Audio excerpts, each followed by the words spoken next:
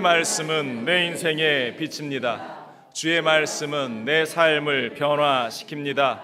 주께서 말씀하신 대로 나는 하나님의 사랑받는 자녀입니다. 나는 축복의 통로입니다. 오늘도 주의 말씀에 마음의 문을 엽니다. 말씀하여 주옵소서. 듣고 깨닫고 말씀대로 살겠습니다. 아멘. 우리의 고백인 줄로 믿습니다. 함께 나누실 말씀 누가복음 24장 30절로 35절입니다. 함께 봉독합니다.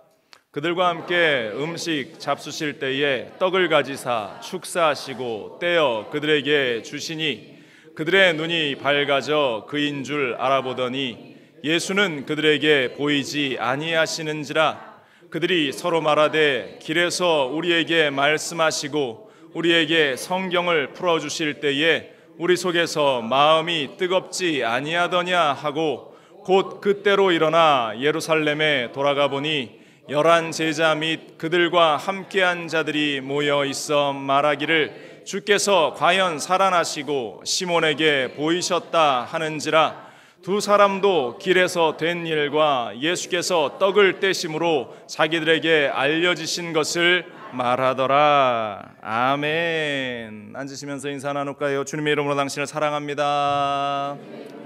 주님의 이름으로 여러분들을 사랑하고 축복합니다. 주님의 사랑이 우리의 공동체 가운데에, 우리 모임 가운데에 넘쳐남을 믿습니다.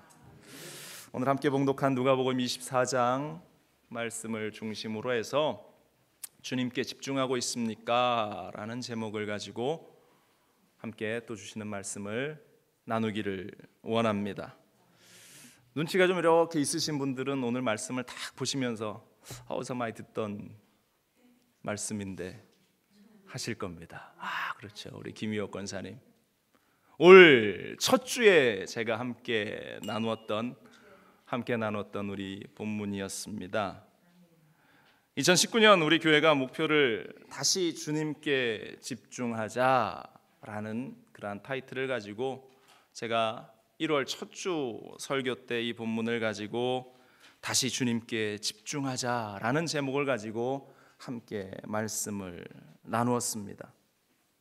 2019년 한 해를 여러분들이 이렇게 돌아보면서 나의 눈이, 나의 삶이, 나의 시선이 온전히 주님께 집중했는가? 내가 주님을 향하면서 내 삶의 여정과 걸음을 걸어왔는가? 이렇게 제가 여러분들을 보면서 많은 분들이 2019년 정말로 놀랄 만큼 그 삶이 주님께로 향한 많은 분들을 보면서 제가 얼마나 감사했는지 모릅니다. 그런데 또 한편 여전히 아직 주님께로 온전히 내 삶을 집중하지 못하고 이 엠마오로 가는 제자들처럼 허탄하게 엠마오로 걸어가고 있는 그 뒷모습을 보이는 많은 분들도 또 제가 보게 되면서 주의 종의 마음이, 또 하나님의 마음이 얼마나 아프고 여리셨을까라는 그러한 생각을 해보게 됩니다. 그래서 오늘 2019년이 마지막 주일 설교도 같은 본문, 같은 내용을 가지고 다시 한번 이 시간 말씀을 나누고자 이 자리에서 함께 이 말씀을 들고 주님 앞에 섭니다. 이제 우리가 이 마지막 주일, 이 연초에 결단했던 그 믿음의 결단이 비록 우리가 다 이루어 나아가지는 못했을지라도 다시 한번 우리가 믿음을 결단하고 나아가는 그 자리 가운데에서 하나님의 은혜가 있고 하나님의 위로가 있고 새로운 시작이 우리 가운데에 주어지게 될 줄로 믿습니다. 그래서 제목을 주님께 집중하고 있습니까? 라고 정해 보았습니다. 본문에 등장하는 두 사람, 우리가 너무나 잘 아는 그 사람이죠. 엠마오로 가고 있었던 두 명의 제자들. 이 둘은 3년 반 동안이나 예수님과 함께 동행했던, 예수님의 공생의 기간 동안 함께 그 사역 자리에 있었던 사람들입니다. 오랜 시간 주님과 함께 했던 그들이지만 여전히 그들에게는 부활이라고 하는 것이, 예수님이 다시 사셨다고 하는 것이 쉽사리 믿어지지 않는 그러한 사건. 그래서 그 부활을 믿지 못하니까 그들이 더 이상 예루살렘에 머물러 있을 이유가 없었다라는 것이죠. 그래서 고향으로 엠마오로 그들이 향하고 있었다. 그런데 이 두 제자 가운데에 더 기가 막힌 일은 지금 성경을 보니까 부활하신 예수님이 그들 옆에 서셨습니다. 그들과 함께 대화 나누셨습니다. 그들과 함께 그 길을 걸어가고 계십니다. 그런데 그들이 예수님과 동행하면서도 그들이 함께했던 예수님을 알아보지 못하고 있다는 데 있습니다. 어찌 보면 이것이 오늘 이 믿음의 자리에 있지만 지금 우리의 현실인지 모릅니다. 예수님은 항상 우리와 함께 계시는데 우리는 주님의 음성이 없다라고 이야기하고 있습니다. 주님이 나와 함께하지 않으신다라고 한탄 섞인 이야기를 늘어놓습니다. 왜 내 삶 가운데에는 주님이 일하시지 않는가? 그렇게 이야기할 때가 너무나 많이 있습니다. 히브리서는 우리에게 분명히 이야기하고 있습니다. 예수 그리스도는 어제나 오늘이나 영원토록 동일하시니라. 예수 그리스도는 어제나 오늘이나 영원토록 저와 여러분들의 삶 가운데에 함께 하심을 우리는 결코 잊지 말아야 할 줄로 믿습니다. 지금 이 순간, 지금 이 자리 가운데에서도 우리 주님이 우리와 함께하고 계시는 줄로 믿습니다. 엠마오라고 하는 이 엠마오라고 하는 단어의 뜻은 알지 못하는 길이라는 의미를 가지고 있습니다. 재밌죠? 두 제자는 지금 엠마오로 가는데 그 엠마오의 이름이 알지 못하는 길이다. 성경이 어떠한 의도를 가지고 그 제자들의 길을 묘사하고 있는지는 정확히 모르지만 그들이 불확실한 길을 걸어가고 있다라는 것입니다. 그들이 방황의 길 가운데에 서 있다라는 사실입니다. 이 시간 여전히 우리 가운데에도 내가 어디로 가야 할지 알지 못하고 그러한 갈등 속에 서 있는 분들이 있다면, 방황하는 사람들이 있다면 이 시간 주님을 바라볼 수 있기를, 주님을 만날 수 있게 되기를 간절히 축원을 드립니다. 이러한 자리에 있는 사람이 꼭 믿음을 잃어버리고 세상 가운데에 방황하고 있는 그 사람만을 지칭하는 것은 아닙니다.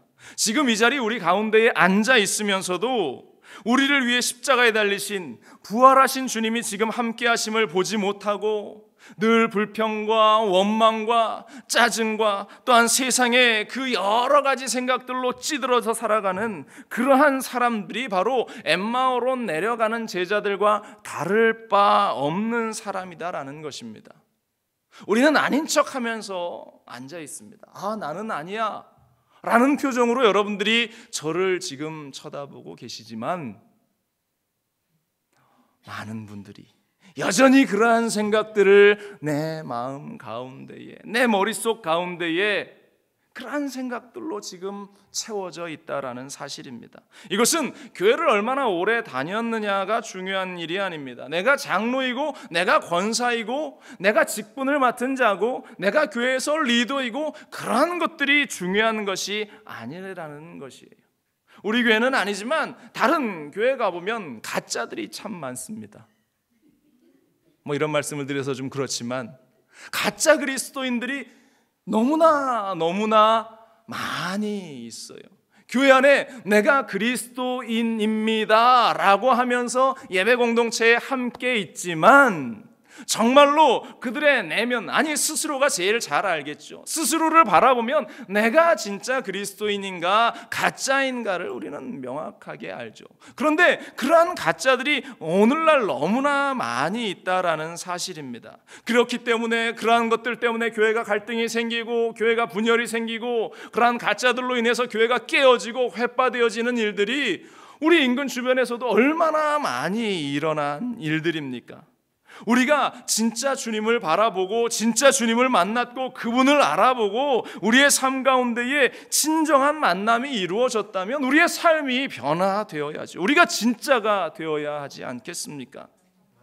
그 진짜의 모습이 무엇입니까? 사람을 사랑하는 것이고 끝까지 인내하는 것이고 품어주는 것이고 섬겨주는 것이고 겸손한 자리에 서 있는 것이고 그리스도의 향기를 나타내는 그러한 삶의 모습, 이러한 사람들이 진짜 그리스도인이라는 사실입니다.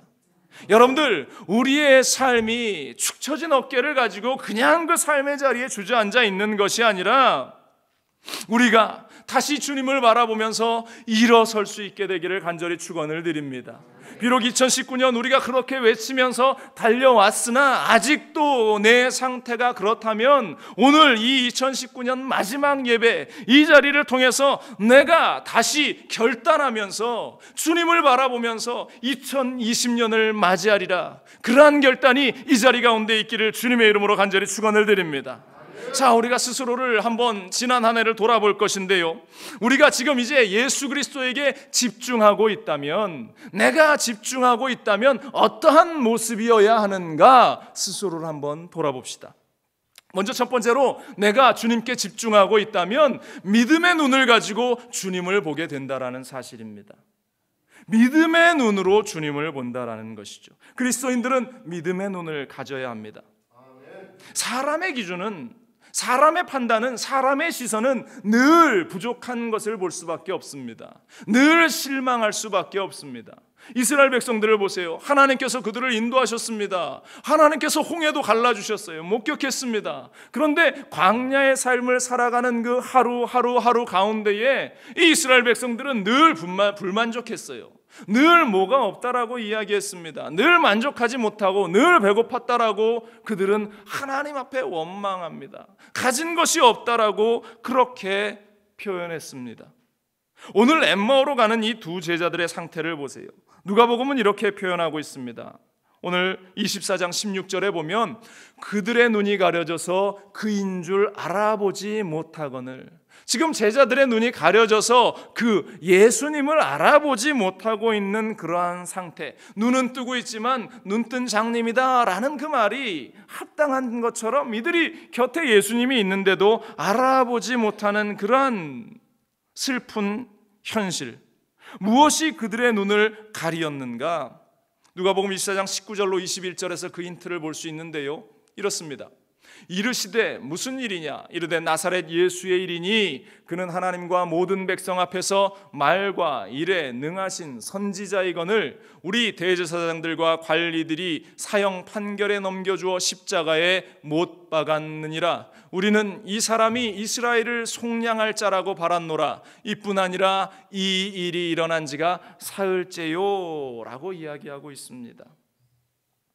예수님을 보았던 그들, 예수님과 함께했던 그들, 그런데 자신들이 가졌던 기대가 깨어지고 자신들이 바랬던 그러한 일들이 무너지기 시작하자 그들이 무엇을 기대했습니까? 예수님께서 자신들의 민족을 해방할 자라는 그러한 생각, 예수님께서 자신들에게 소중한 어떤 관리의 자리를 하나쯤 주겠다, 로마로부터 우리를 해방시켜서 우리 민족이 해방될 때 내가 한 자리 한 자리 얻을 수 있겠다. 지금 제자들의 생각 가운데에는 그것으로 가득 차 있었습니다. 예수님에 대해서 평가하기를 하나님과 모든 백성 앞에서 이 일에 능한 선지자였다. 예수님을 보면서 이 사람이 이스라엘을 속량할 자라고 바랬다. 바로 이것은 어떤 예수님을 자신들의 수단과 방법과 자신들의 민족을 해방시킬 어떤 정치적인 지도자쯤으로밖에 여기지 않고 있다라는 사실을 여실히 보여주고 있는 그들의 고백인 것입니다. 그런데 그러한 예수님이, 그러한 예수가 십자가에 달려 돌아가셨다. 자신들의 생각과는 전혀 다른 일이 벌어지니까 실망하고 좌절하고 돌아서고 있는 겁니다. 여러분들, 우리가 사람들을 만나서 대화하다 보면요, 이 사람이 믿음이 있는 사람인가 믿음이 없는 사람인가 몇 마디 대화를 나눠보면 금방 우리는 직감할 수 있습니다. 아무리 교회를 오래 다녔어도 30년 40년 신앙생활 했어도 이 사람과 몇 마디 대화 나눠보면 이 사람이 진짜 그리스도인이구나, 이 사람이 가짜구나 라는 것을 우리는 금방 구분할 수 있습니다. 옳은 이야기를 하는 것 같지만, 어떠한 이성적인 이야기를 하는 것 같지만 늘 교회에 대해서 부정적인 이야기를 하는 사람들이 있습니다. 칭찬을 하는 것 같지만 어디 흠잡을 데가 없나 그 눈빛을 가지고 이 두리번거리는 그 눈빛을 보면서 이 사람은 믿음 없는 사람이구나 라는 것을 금방 우리는 알아챌 수 있어요. 오늘 엠마오로 향하는 이 두 제자를 보아도 예수님이 그들과 함께 하면서 몇 마디 나눠보니까 이들의 믿음이 바닥나 있다라는 것을 쉽게 알아차릴 수 있었다라는 것이죠. 이들은 이렇게 이야기합니다. 누가복음 24장 22절 이하에 또한 우리 중에 어떠한 여자들이 우리로 놀라게 하였으니 이는 그들이 새벽에 무덤에 갔다가 그의 시체는 보지 못하고 와서 그가 살아나셨다는 천사들의 나타남을 보았다 함이라. 또 우리와 함께한 자 중에 두어 사람이 무덤에 가 과연 여자들이 말한 바와 같음을 보았으나 예수는 보지 못하였느니라 하거늘. 그러니까 부활했다고 하는데, 부활하셨다고 하는데 내가 보지 못했으니까 믿기 어렵다라는 것을 그 전제에 깔고 있으면서 이 엠마오로 가는 제자들이 이야기하는 것입니다. 누군가 무덤에 갔는데 예수는 없고 부활했다고 하는데 그 사실은 내가 보지 못했으니까 내가 확실하게 이야기할 수 있는 부분은 아니다라고 이 엠마오로 가는 제자들이 이야기하는 것입니다. 당시 예수님을 처형한 대제사장들이 말했던 것처럼 예수의 시체를 누군가 훔쳐서 감추어 두고 예수가 부활했다고 그렇게 거짓말하는 거야. 이 이야기를 지금 이 엠마오로 가는 제자들은 더 신빙성 있게 믿고 있는 것입니다. 전혀 믿음이 없는 자들의 반응을 예수님과 함께 했던 이 제자들이 보여주고 있는 것입니다. 그러자 주님께서 그 제자들에게 이렇게 말씀하십니다. 25절에 이르되 미련하고 선지자들이 말한 모든 것을 마음에 더디 믿는 자들이요. 예수님의 책망입니다. 미련한 자들이다 라고 말씀을 하십니다. 그들의 생각이 바보스럽고 무지하다는 뜻입니다. 3년 반 동안 내가 그렇게 가르쳤는데 아직도 그런 쉰소리를 하고 있으니 예수님의 마음이 지금 찢어질 것 같다. 지금 주님께서 그렇게 이야기하시는 것이에요.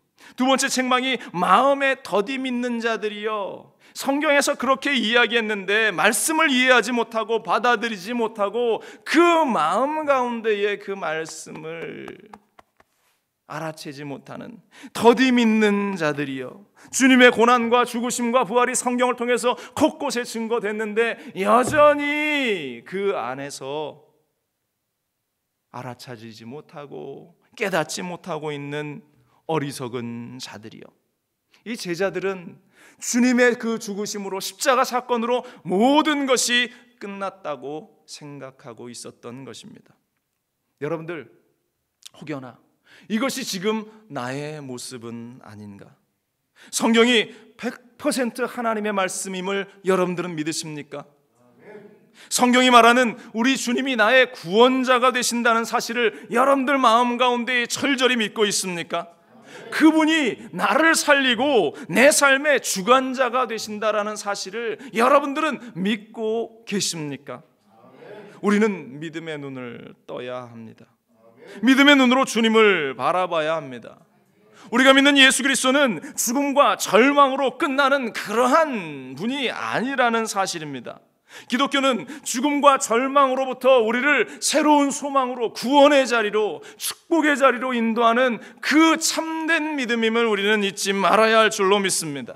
마가복음 9장 23절은 말합니다. 예수께서 이르시되 할 수 있거든이 무슨 말이냐? 믿는 자들에게는 능히 하지 못할 일이 없느니라. 믿음의 눈을 가지고 나아가는 자들에게는 살아계신 주님이 믿어지고 그 주님과 함께 동행하게 되고 그 주님으로 말미암아서 새 삶을 살아갈 수 있는 힘이 생겨나는 자들. 여러분들 세상적인 기대감으로 주님을 보았던 우리의 시선이 믿음의 눈이 떠져서 그 주님을 우리의 믿음으로 볼 수 있게 되기를 간절히 축원을 드립니다. 그러면 우리의 인생이 변화됩니다. 우리의 삶의 가치관이 바뀝니다. 절망과 좌절과 원망 가운데 있던 우리의 삶의 모습에 늘 절대 긍정, 절대 감사의 고백이 넘쳐나게 되고 어찌하였건 감사합니다. 일이 되어도 감사합니다. 이러한 일이 있어도 감사합니다. 이러한 삶의 모습이 있어도 주님만을 찬양합니다. 우리는 그렇게 고백할 수 있게 되는 것입니다. 2019년 우리가 이 마지막에 주님을 바라볼 수 있는, 사람을 바라보는 눈이 아니라 사람의 가치관이 아니라 주님의 가치관을 회복할 수 있는 우리가 되기를 간절히 축원을 드립니다. 주님께 집중하고 있는 사람은 믿음의 눈으로 주님을 본다라는 사실입니다. 여러분은 믿음의 눈으로 주님을 바라보고 계십니까? 두 번째로, 주님께 집중하고 있는 사람은요, 매일 성령으로 충만한 삶을 산다라는 사실입니다. 여러분들 성령 충만하십니까? 자신이 없으시네요. 성령 충만하십니까? 거꾸로 한번 생각해 볼까요? 어떻게 확신할 수 있을까? 오늘 아침 여러분들이 눈을 떴습니다. 주일날 이제 눈이 번쩍 떠져서 오늘 주일이지, 교회 가야지 하면서 기쁘게 눈을 번쩍 뜨고 그 자리에서 일어난가? 세 분이 아멘 하셨습니다. 아니면 피곤한데, 내가 토요일날 너무나 힘들었는데, 오늘은 날씨도 비도 오고 날씨도 꿀꿀한데 오늘 하루 그냥 제끼는 것은 어떨까? 혹시 이러한 마음이 여러분들 가운데 싹 하고 스쳐 지나갔는가? 이 두 가지의 모습 가운데 어떠한 사람이 성령에 충만한 상태 같습니까? 이야기하지 않아도 우리는 너무나 잘 압니다. 우리의 신앙생활 가운데에 문제가 생기고 회의가 생기고 열심히 식어가는 이유가 무엇이라고 생각하십니까? 바로 그것은 내가 성령 충만하지 않기 때문이라는 것이에요. 아무개 목사 때문에 교회 가기 싫어, 아무개 장로, 아무개 권사 때문에 내가 교회 가기 싫어. 여러분들, 그런 남 탓할 필요가 없다라는 것이에요. 누구 탓할 것 없다라는 것입니다. 오늘 엠마오로 가는 제자들은 분명히 그 마음이 식었어요. 성령이 그들과 함께하지 않고 있는 상태입니다. 그 냉랭함이 그들을 예루살렘에서 떠나게 합니다. 주님에게서 떠나게 했다라는 것입니다. 예배의 자리를 떠나게 한 것이에요. 우리의 마음이 뜨거워져 있다면, 성령으로 충만해 있다면, 우리가 주님을 찾는 그 자리 가운데에서 우리는 어찌하였건 주님께 달려나오기를 갈구하고 소망한다라는 사실입니다. 누가복음 24장 32절은 말합니다. 그들이 서로 말하되 길에서 우리에게 말씀하시고 우리에게 성경을 풀어주실 때에 우리 속에서 마음이 뜨겁지 아니하더냐. 주님께서 그들과 함께 하시면서 그들에게 말씀하시고 그들과 함께 대화 나누시는 그 현장 가운데에 그들이 마음의 뜨거워짐을 느끼면서 성령이 그들 마음을 만지시기 시작했다라는 것입니다. 다시 식었던 그 마음 가운데에 불을 지피고 있었다라는 것입니다. 주님께서는 우리에게 성령의 충만함 가운데 있으라고 말씀하십니다. 우리의 삶이 성령 가운데에 붙잡혀 있어야 한다고 말씀합니다. 성령의 충만함을 받으라고 우리에게 말씀하십니다. 사도행전 1장 4절로 5절에 사도와 함께 모이사 그들에게 분부하여 이르시되 예루살렘을 떠나지 말고 내게서 들은 바 아버지께서 약속하신 것을 기다리라. 요한은 물로 침례를 베풀었으나 너희는 몇 날이 못되어 성령으로 침례를 받으리라 하셨느니라. 성령을 받으리라, 성령을 너희에게 주리라 우리 하나님께서, 우리 주님께서 말씀하셨다라는 사실입니다. 요한 웨슬레, 감리교의 창시자였던 이 요한 웨슬레의 모습을 우리는 기억하죠. 그런데 이 사람이 처음부터 이렇게 능력 있었던 그러한 주의 종이 아니었습니다. 그가 신학을 마치고 나름대로 열심과 열정을 가지고 내가 주님의 일을 해보겠다라고 하면서 멀리 이 아메리카 대륙까지 그가 선교를 왔습니다. 그런데 2년 만에 처참하게 그의 선교는 박살나고 말았고 도망자처럼 고향으로 돌아갈 수밖에 없었습니다. 그 고향으로 돌아가는 배 위에서 허탈한 마음으로 그가 서 있는데 풍랑이 일었습니다. 그런데 그 풍랑이는 바다 위에서, 배에서 한쪽 구퉁에 한 무리의 사람들이 손을 잡고 그 풍랑 가운데에서 배가 파손될 것 같은 그러한 풍랑이 부는데도 그들이 손잡고 기도하는 모습을 보게 됩니다. 깜짝 놀랐어요. 저 풍랑이는 바다에서 저들은 왜 두려워하지 않고 기도할 수 있는가? 그들이 모라비안 교도라는 그러한 이 기도 공동체에 이 모임이었는데 그들의 모습을 보면서 충격을 받고 그가 다시 영국으로 돌아왔어요. 우연한 기회에 그가 이 모라비안 교도들이 함께 모여서 예배드리는 그 교회를 방문하게 됩니다. 그 모임에 참석했다가 그가 성령을 받게 되는데요. 그것이 1738년 5월 24일 올더게이트의 한 작은 교회였다라는 사실입니다.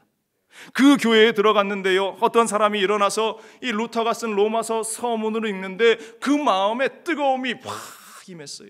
성령의 불이 그 마음 가운데 임합니다. 그때의 사건을 그는 이렇게 일기에 쓰고 있어요. 나는 마음이 이상하게 뜨거워지는 것을 느꼈다. 자신도 모르게 마음이 막 뜨거워지고 마음에 막 불이 일어나는 것을 이 웨슬레가 느끼면서 하나님께 그날 이후로 기도하기 시작한 겁니다. 하나님, 나를 사용하여 주시고, 하나님, 나의 교구가 전 세계가 되게 하여 주시고, 세계는 나의 일이 되게 하여 주옵소서. 그가 그렇게 외치면서 하나님의 말씀을 증거하는데 그 성령 충만한 메시지들이 사람들의 마음을 다 갈라놓기 시작합니다. 사람들이 회개하면서 돌아옵니다. 영국의 대부흥이 이 한 사람의 이 성령의 충만한 사건을 통해서 일어나게 되었다라는 사실입니다.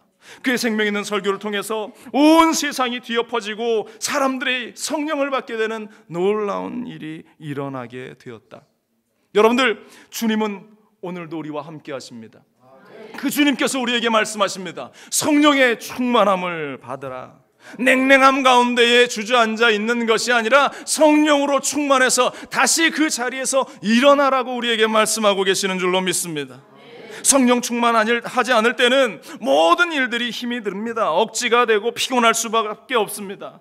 마음이 뜨거워져서 기도하지 않으면 그 모든 것들이 부담으로밖에 느껴지지 않습니다. 그런데 마음이 뜨거워지고 성령으로 충만해지면 그 성령의 충만함이 우리로 하여금 모든 일을 열정적으로 감당할 수 있게 합니다. 마음이 뜨거워지면 성경을 보는데요, 시간 가는 줄도 모릅니다. 마음이 뜨거워지면 기도하는데 이 1시간, 2시간이 어떻게 지나갔는지도 모르게 후딱 지나가 버립니다. 마음이 뜨거워지면 교회에 오는 날만 손꼽아 기다리게 됩니다. 마음이 뜨거워지면 주님을 만날 그 기대감 때문에 하루하루가 너무나 기쁘고 생동감이 넘쳐납니다. 마음이 뜨거워지면 나가서 주님의 복음을 전할 때도 사람들에게 욕을 먹어도 그 욕이 기쁘게 느껴져요. 야, 내가 하나님의 복음을 전하는데 누군가 나에게 욕하더라, 좌절하는 것이 아니라 야, 저 사람은 도전할 만한 가치가 있구나, 기뻐하면서 또다시 도전하고 또다시 도전하고.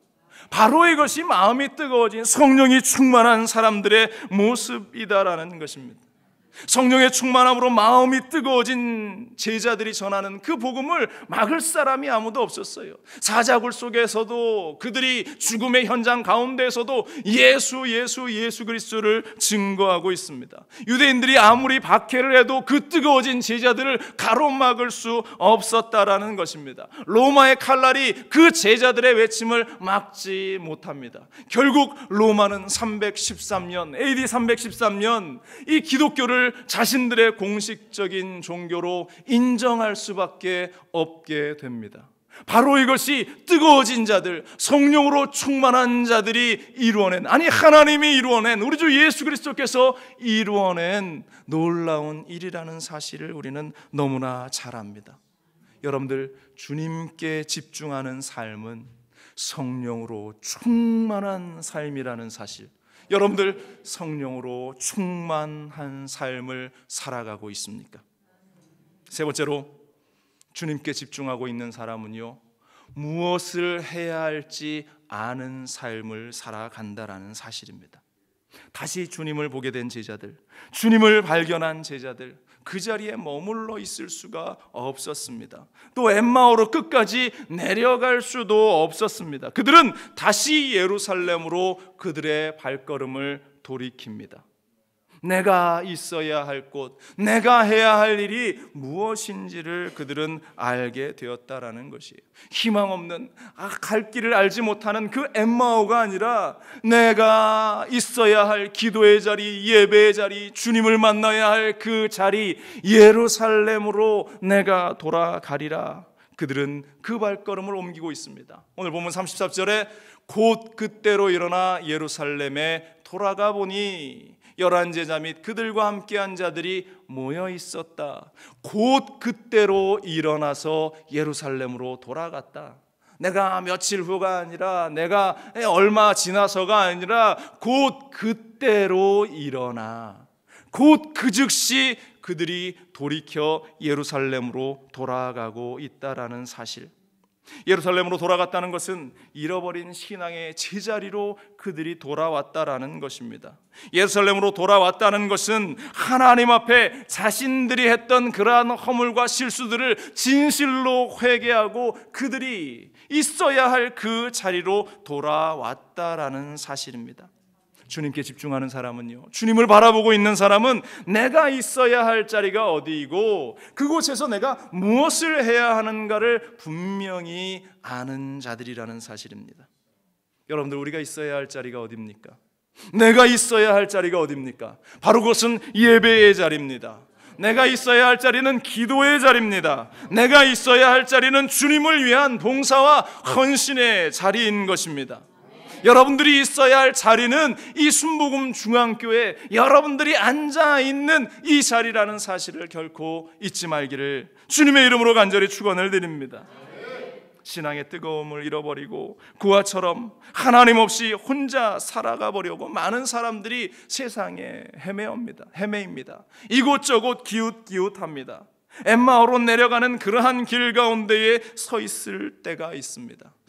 여러분들, 내려가는 것은 주님이 원하시는 길이 아니라는 것이, 제자들이 있어야 할 곳은 예루살렘이었고 그 예루살렘에서 성령을 기다리라 주님 말씀하셨고 부활의 주님을 만나라고 주님 말씀하셨는데 그들은 그 자리를 놓쳐버렸던 그 한심한 자신의 모습을 깨달아 알면서 예루살렘으로 다시 돌아가서 그들은 이러한 모습을 보입니다. 34절에 말하기를 주께서 과연 살아나시고 시몬에게 보이셨다 하는지라 두 사람도 길에서 된 일과 예수께서 떡을 떼심으로 자기들에게 알려지신 것을 말하더라. 자신들을 만나신 그 주님, 자신들과 함께 하셨던 그 주님, 자신들을 회복시켜 주신 그 주님을 그들이 사람들에게 증거하고 함께 모여 기도하고 있는 제자들에게 간증하고 이야기하고 있다라는 사실입니다. 여러분들, 내가 할 일이 무엇입니까? 내가 해야 할 일이 무엇입니까? 나를 만나주신 그 주님을 다른 이들에게 알려주는 것입니다. 바로 증거하는 것입니다. 우리는 그것을 전도라고 이야기하고 선교라고 이야기합니다. 내가 해야 할 일은 바로 나를 만나주신, 나를 회복하게 하신 그 주님을 전하고 증거하는 일이라는 사실입니다. 여러분들은 지금 무엇에 집중하고 있습니까? 2019년 첫 새해 때 우리가 다시 주님께 집중하자, 잃어버렸던 나의 신앙을 다시 찾자고 외쳤었는데 이제 이 마지막 때 나를 돌아보는데 과연 내가 주님께로 향하는 눈을 회복하면서 주님이 원하시는 그 일들을 이루어 나가고 있는가? 아니면 여전히 돌이키지 못하고 엠마오로 가는 그 길 위에서 여전히 갈피를 못 잡고 흔들리고 있는가? 여러분들, 우리가 주님께 집중하고 있다면 우리는 믿음의 눈을 가지고 주님을 바라보게 됩니다. 우리가 주님께 집중하고 있다면 우리의 매일의 삶에는 성령의 충만함과 뜨거움이 넘쳐납니다.